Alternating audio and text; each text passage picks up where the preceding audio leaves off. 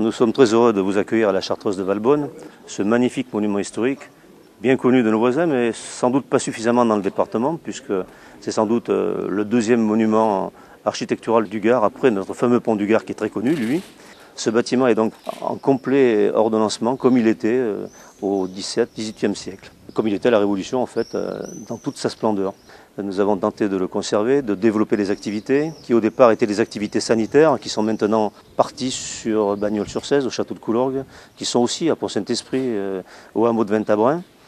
Et nous avons consacré ce lieu à des activités toujours sociales dans le cadre d'un CAT, mais en développant des activités économiques qui étaient aussi celles des Chartreux, à savoir un domaine viticole qui est de 15 à 17 hectares, comme les Chartreux. Nous avons aussi une activité d'accueil, de restauration. Nous avons aussi un petit hôtel qui est aménagé dans les anciennes cellules des frères à Chartreux. Voilà aujourd'hui ce bâtiment, ce monument qui a vocation d'accueil comme à l'époque des Chartreux.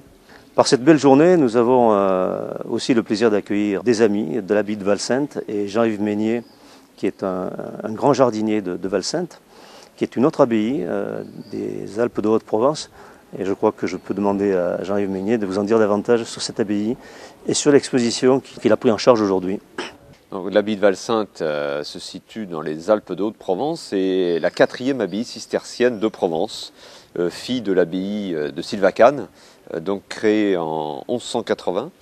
Et cette abbaye qui se situe dans une région très très montagneuse a été longtemps oubliée depuis la Révolution française et donc repris par une association que nous avons créée en 1997 qui aujourd'hui œuvre et pour la restauration et qui a créé un grand jardin avec une collection importante de rosiers, avec aussi une pépinière où nous produisons des rosiers. Donc on a aujourd'hui, avec plus de 10 ans, acquis une collection importante et une certaine réputation dans la région par rapport à tous ces rosiers. Et tout ça m'a conduit aussi à pouvoir donner tous mes conseils de jardinier sur la radio France Bleu Vaucluse, et ce depuis déjà quelques années, et maintenant de façon quotidienne, pas que sur les rosiers, sur toutes les plantes du jardin.